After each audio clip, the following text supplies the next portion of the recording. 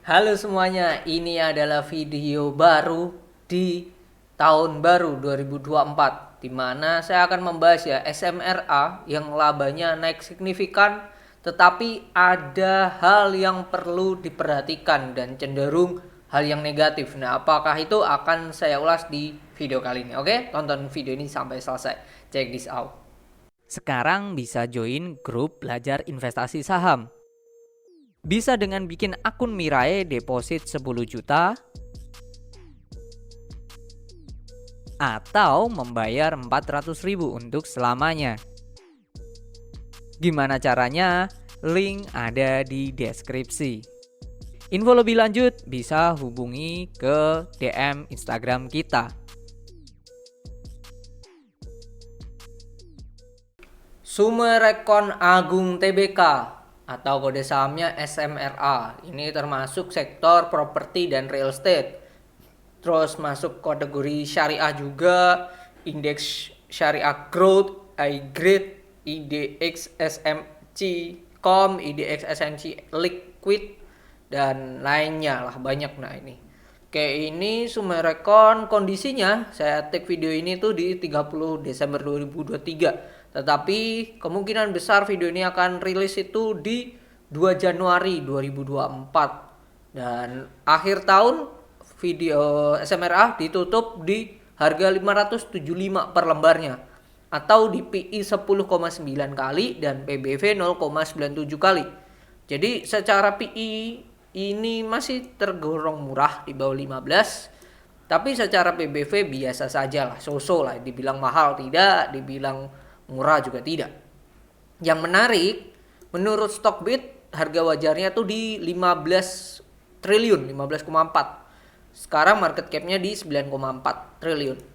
Kalau kita hitung 15.440 dibagi dengan jumlah lembar yang beredar 16,51 miliar, hasilnya harga wajarnya tuh di 935 lah. Sekarang 575. 935 dikurangi 575. 360 bagi 935. Terdiskon 38,5% berdasarkan perhitungan Stockbit harga wajarnya di 15,4 triliun. Oke, kita lihat corporate actionnya. Perusahaan ini secara bagi dividen termasuk yang rajin, selalu bagi dividen di tengah tahun. Terus porsinya secara payout ratio 13%, nggak gede-gede banget. Dan kalau kita lihat ya, laba tahun ini 2023 ini cemerlang, jauh di atas tahun sebelumnya. Kalau kita hitung, nggak usah dihitung ya.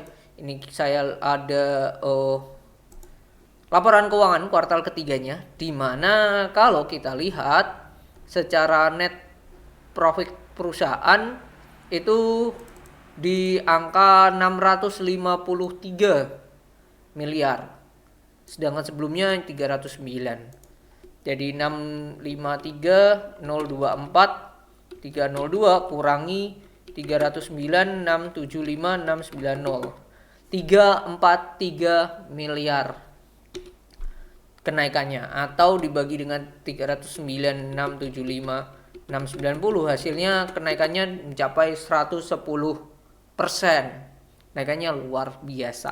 Tapi ada yang sedikit janggal apa? Nah, ini saya akan bahas. Sebelum ke sana, kita lihat dulu pendapatannya. Kok bisa naiknya signifikan nih, termasuk ya. Pendapatan netnya itu kan 5 triliun.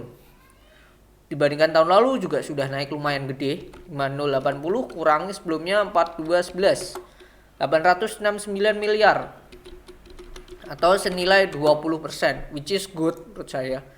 Pendapatan ini kalau kita cek di note 28 dan 32. Nah, 28 ini ya dibagi beberapa.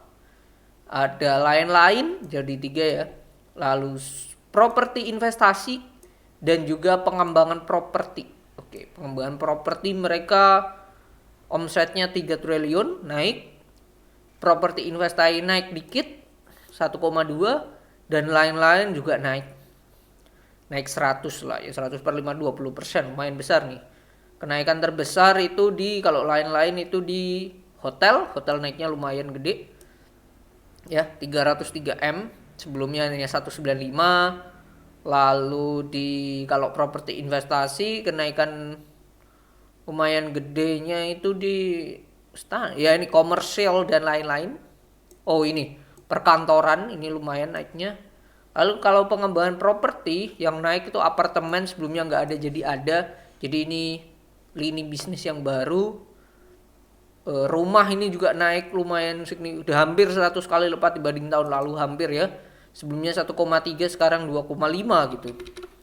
1,2 bagi 13 11. 90% loh kenaikannya, luar biasa. Tapi yang lainnya turun, kayak bangunan komersial turun, kapling turun, apartemen turun signifikan, perkantoran turun, lain-lain juga turun. Gitu, tapi subtotalnya masih naik. Gitu sih kalau di note ini 28. Kedua kalau kita lihat ya, saldo transaksi oke udah. Oke, udah. Kalau kita lihat kembali lagi ke atas, ada yang janggal nggak kalau dari laporan keuangan? Beban nih enggak, beban administrasi penghasilan operasi lain enggak. Pendapatan keuangan mereka naik 126M, sebelumnya 94. Ya, kalau kita lihat di komposisi 2Q pendapatan keuangan. Oke. Pada tanggal 30, ya benar. Pada tanggal 30, bentar. Oke, pada tanggal 30 September 2023 dan 31 Desember 2023, seluruh kas telah diasuransikan pada Asuransi Multi Artaguna Tbk, PT Asuransi Mega, PT Asuransi Reliance Indonesia, PT Asuransi FPG Indonesia, dan PT Cina Taiping Insurance Indonesia. Seluruhnya pihak ketiga, terdapat risiko bla bla bla. Pendapatan bunga yang berasal dari deposito berjangka disajikan pada laporan laba rugi dan penghasilan komprehensif lainnya sebagai bagian dari pendapatan keuangan. Oke, sudah jelas ya. Dan imbal hasilnya di mana kalau di sini deposito mereka itu totalnya di 1,8 triliun dari total kas 3,1. Jadi gede banget dibandingkan tahun lalu, naik 500M, which is good. Sangat good ya. Juta miliar triliun ya. Luar biasa ya, kenaikannya 500M sendiri ya. Jadi kalau kenaikan penghasilan keuangan make sense karena duit yang ditaruh juga naik gitu. Deposito di Bank Permata jadi 1,1, BCA Syariah jadi 3,43M, di BCA itu jadi 185M, Danamon jadi 40M, sebelumnya nggak ada. Tapi Bank Permata Syariah jadi nggak ada, awalnya 20M. Di lain-lain jadi 6M. Di dolar mereka yang naik signifikan tuh di Bank Resona Perdania 17M dan juga di Bank BCA 10M. Sebelumnya BCA nggak ada gitu. Jadi kenaikannya sudah terlihat jelas di situ. Jadi ada penghasilan keuangan yang naiknya lumayan dari 94 ke 126, jadi naik 30% lumayan loh. Sedangkan biaya keuangannya mereka kecil gitu. Jadi itu tidak ada yang mencolok yang mengkhawatirkan kalau dari sini. Nah, ini hal yang kurang oke gitu. Kalau tadi kasnya kan oke juga ya. Kasnya perusahaan tadi sudah terlihat dari 3,1, 1,8-nya sendiri itu di dalam bentuk deposito, which is good. Bagus ya. Lalu mereka ada persediaan lancar 10 triliun. Ini yang biasanya yang sudah siap jual dan juga dalam pengembangan. Ini karena properti ya, biasanya persediaannya ya ada dua, di sini juga ada. Tanah, ini masuknya kalau di sini tanah yang belum dikembangkan. Oke. Biasanya ada properti, laporan keuangan properti, di sini juga persediaan. Nah, ini persediaannya ini tanah yang belum dikembangkan 7 triliun nominal. Jadi kalau dihitung-hitung mereka punya aset atau landmark itu 17 triliun gitu. Naik dari sebelumnya 15-an, 16 lah, 16 something ya. Oke, naik sih. Terus kita lihat, nah ini liabilitasnya yang jadi PR, tanggungan lumayan besar ya, terutama di jangka pendek. Mereka punya hutang bank jangka pendek gede banget, 2,8 triliun. Ini ya. Tuh satu. Lalu utang jangka panjang yang jatuh tempo dalam 1 tahun, yaitu utang bank dan lembaga pembiayaan itu ada 700 miliar. Jadi kalau di total mereka punya hutang jangka pendek itu 3,5 triliun dan ini utang berbunga. Nah, ini hal yang menurut saya dalam jangka pendek itu dangerous ya, bahaya untuk SMRA-nya sendiri. Dan jangka panjang mereka masih ada utang bank pembiayaan ini 2,2, obligasi masih ada 600. Jadi masih ada total hutang 2,8 gitu. Jadi 2, ini yang menurut saya hal yang dangerous ya menurut saya dari SMRA-nya sendiri gitu. Ini ya poinnya ya. Jadi bisa nggak perusahaan ini, meskipun kas perusahaan gede 3,1 ini kalau buat nutup liabilitas jangka pendek ya, terutama yang berbunga itu kan butuh 2,8 ditambah 700 3,5, masih butuh 400-an M. 400-an M untuk bayar untuk persediaan bisa-bisa saja, masih kuat-kuat aja perusahaan. Tetapi ya nunggu ini jadi selling kan, jadi revenue gitu. Nah, ini hal yang menurut saya sedikit bahaya. Meskipun perusahaan pun juga bisa untuk melakukan refinancing, maksudnya membayar hutang dengan hutang lagi. Itu yang biasanya kadang dilakukan oleh perusahaan gitu. Dan biasanya seperti itu sah-sah saja jikalau mereka calculate pengambilan hutangnya dan bunganya itu terukur gitu. Nah, ini cuman hal yang sedikit menurut saya agak bahaya ya. Nah, mereka punya saldo laba yang belum ditentukan penggunaannya itu lumayan besar, 6,6 triliun. Ini gede banget.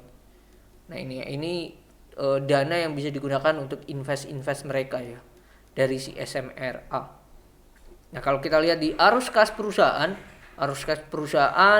ini secara arus kas operasional tumbuh positif ya, ada uang masuk meskipun dibandingkan tahun sebelumnya turun.